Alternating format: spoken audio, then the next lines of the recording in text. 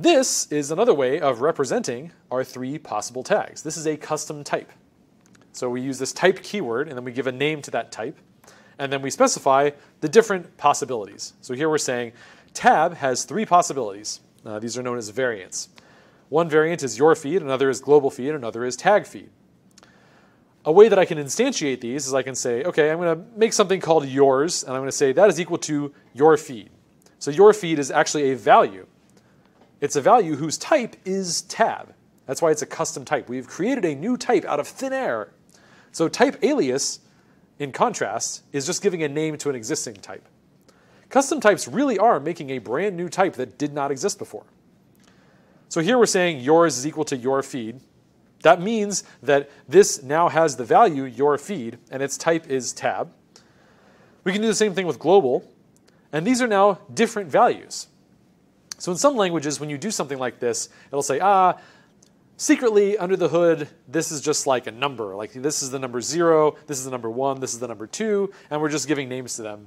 That's not how it is in Elm. In Elm, it really is the case. These are just completely distinct values. Like if I said yours equals global, that would return false. It would say these are both tab values, but they're different tab values. They're not equal to one another.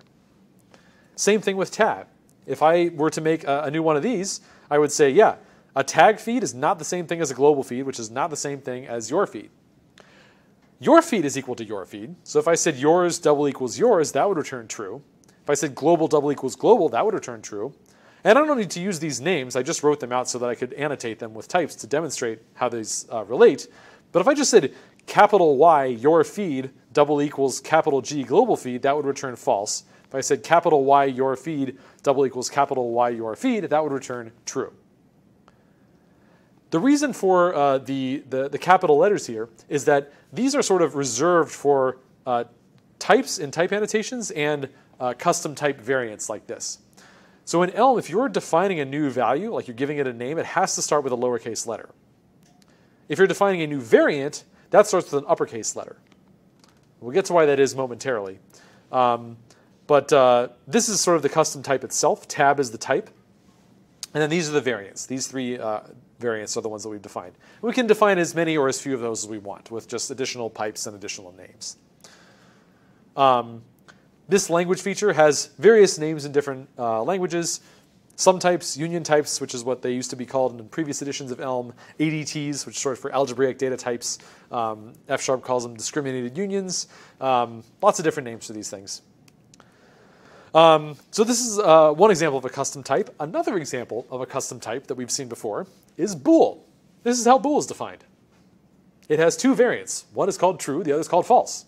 And that's why bool is true and false are capitalized in Elm, is because this is a custom type. That's all it is.